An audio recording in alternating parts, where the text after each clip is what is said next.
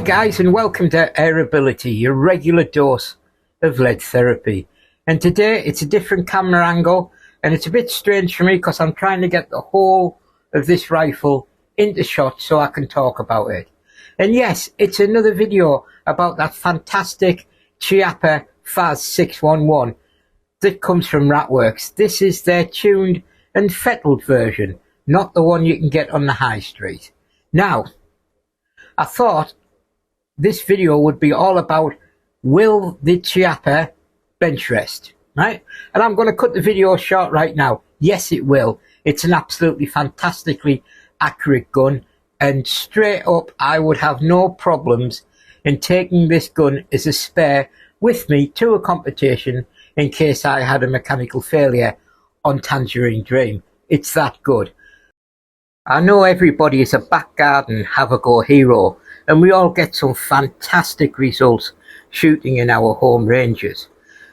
You know, these results show what these guns are capable of, even if we can't quite replicate them in side-by-side competition. Here are a selection of the targets I've been shooting over the last fortnight, and as you can see, this gun really is a true contender. I've had it for about 2 weeks now over Christmas, and I've just had the best of fun. I've been shooting it, you know, from a bipod. I've been shooting it from a rest. I've seen exactly how it shoots best. I've been changing things around and seeing how much accuracy I can get out of it. Now, what I will say is I'm going to repeatedly through this video compare the Chiappa to the current accepted entry-level rifle into sub 12 foot-pound Benchrest, which is the Air Arms HFT 500, and that is a fine gun, and that is a gun that Ratworks also sells. Now, why am I so enthusiastic about this gun? Well, in many ways it's absolutely as good as the HFT 500, and in some ways it's even better, but in one big way it's even better. It's nearly £500 cheaper, and that is a lot of money. So everything you see in front of you, the silencer, the scope, the mounts, and all the other bits and bobs I've been fiddling with, when you put them onto this gun, it costs less than a HFT 500 without the scope or anything else. So, you know, this is a real kind of like budget pathway into Benchrest that is still going to be accurate and worthwhile purchasing. So now let's go front to back and I'll tell you what I've been doing. So first of all, the great thing about the Chiappa is that it has a standard UNF barrel thread on the end which takes silencers. Now this is one of my biggest gripes about the HFT 500. The barrel is shorter than the cylinder, and also it doesn't have a standard half-inch UNF barrel silencer adapter on the end, and you have to put some sort of barrel adapter on the end, like a thingamajig, to extend the barrel, then put your silencer on, and that does nothing for accuracy. The less you have on the barrel, the best, in my opinion. So, for one reason, so far, the Chiappa is 1 point up on the HFT 500, because it's got a normal floating barrel with no weird fittings, or, you know, it's over the length of the cylinder, so you can put any adaptation you want on the end. And as you can see, you can put a silencer on, you can put an air stripper on, you can even just put a plain old barrel weight on the end if you find that gives you the level of accuracy you want. So it's all about options, and up to now, right at the barrel end, the options are good. So then coming back, you've got, as I've mentioned in the review, you've got the gauge at the end here in the standard probe fill, quick fill port here, very similar to all of the rifles, which makes this fantastic. Now, what is good about this gun also, moving down, see this little silver bit here? It's the regulator, and it's a tench regulator, one of the best regulators out there. And Ratworks fit these in you know, in many guns, and they've proven over years. So the HFT 500 is not regulated.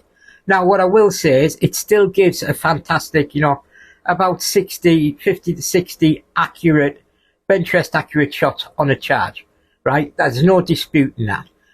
Because this gun is regulated, I've found it gives over 100 Benchrest accurate shots. I actually haven't run out of air with it yet before I filled it. So there is another advantage of the Ratworks Chiappa FAS-611 there. It is regulated. Now we're going to stop here and we're going to talk about the stock.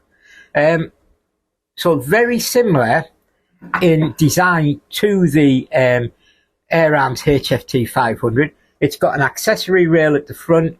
It's got a scooped butt at the back, which sadly in its current form is not legal for Benchrest competitions. And it comes with a Chiappa. What I will say is the quality of the HFT 500 stock is a lot better than the Chiappa stock. The Chiappa stock is a plain hand oil, well, oiled walnut stock, which I said before in the initial review is great if you bash it or ding it or you want to alter it. It's very easy to refinish. But the HFT 501 is beautifully lacquered, and you know, it's a pretty nice stock. So what have I done to this stock to make it Benchrest legal? Well, after testing both the gun using the new rules on a bipod and then using a front block, which I've added here, can you see? I've added a wooden front block on the accessory rail. I determined that just marginally the Chiappa shot better outside of the off the bipod and on the traditional Benchrest that we use using a front block. It was only a few X's, but there was a difference and it felt more steady as well. So that is the route I've taken my Benchrest conversion. So we've got a block on here at the front. I'll go through all the prices and what they are at the end. So makes it very sturdy. It's just a standard walnut block available, believe it or not, on eBay. They're all over. And then moving down the stock, I have at the bottom here, can you see I put like a makeshift bag rider here? And what that's for is so it hugs the bag. These concave butts are not allowed in Benchrest because they sit over the bag like that and don't allow the gun to move back and forward.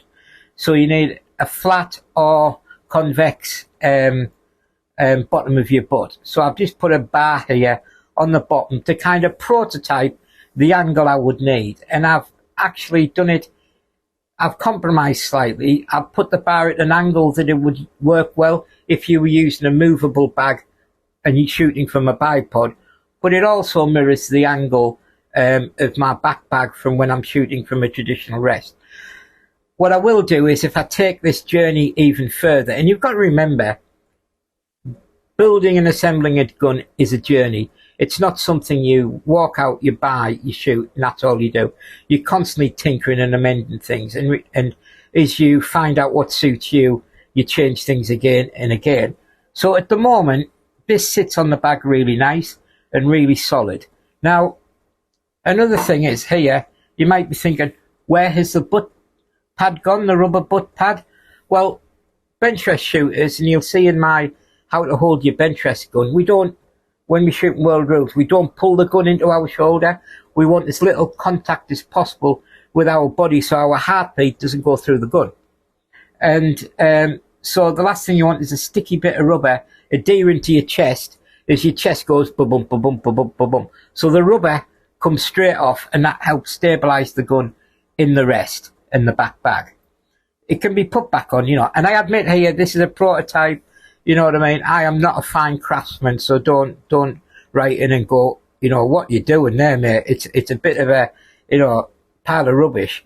This is something I would then learn the angles from and what is comfortable and what works, and then produce a more permanent solution to this. Something that actually fills the hole of this arch in at the correct angle. So yeah, so that's basically all I've done to adjust it that's non-standard. On the top here, obviously I've fitted a Benchrest scope and I'm having some fine results with this. This is the you know, the scope we all love. It is the entry-level Benchrest scope. It's a recognised one. It's the Vector Sentinel X. It comes in, you know, it's very cheap from Optics Warehouse, but it works. I'm shooting 250s with this gun in my home range using, you know, probably the most budget Benchrest scope that there is, and it's fantastic. And the mounts I use are UTG Pro mounts. I've used many mounts before, and I really trust these mounts, and they don't seem to move in whatever weather and temperature and things like that. And they're very stable, and once you've got them on the gun, be good to go. So let's go front to back, and why don't we add up how much this gun has cost us so far to make it Benchrest accurate? Why don't we take this opportunity to price up everything we've done to the Chiappa FAS-611? And yes, before you start worrying, it does come in under the price of the Bear Air Arms HFT 500. Now, starting at the front, we have an ATEC Wave silencer, about £45. Very good value. I have about 10 silencers that I trust, and I've done videos about how silencers shoot more accurately on different guns. So you've got to choose the right silencer for the right gun. Out of the silencers I had, this was the most accurate, and it happened to be the cheapest, which is good for the purposes of this video. £45 for the silencer. Moving along here, the front block, again, £45. So that is readily available on eBay, or people like Tom Jacobs, my mate, can print them, 3D print them. Just remember to make sure they're no more than 3 inches wide, otherwise they won't be Benchrest legal. There's also a video about the requirements of the front block, in my other videos. I'll put a link in the description. So then moving back down here, we've got the mount. UTG Pro mounts, quite expensive, £65, but they're flat out the best for the money, I believe. Then we have the spirit level here. For the scope, everybody needs one, cheap, about a tenner. The scope itself is the fantastic, well-proven budget Benchrest scope, the Vector Sentinel X, coming in at £200. So basically that's what I spent on the rifle. At the back here, the temporary bag rider solution cost me nothing. But even if we budgeted £100 for somebody to make us something, a more permanent solution for the bag rider here, I think we would be, over budgeting for that. So if I actually go ahead, and I've got it all written down here, if, we could try and cost it up against the other entry level gun where you would get the Bear gun, the HFT 500 for £1,319. That is the current recognised entry level gun.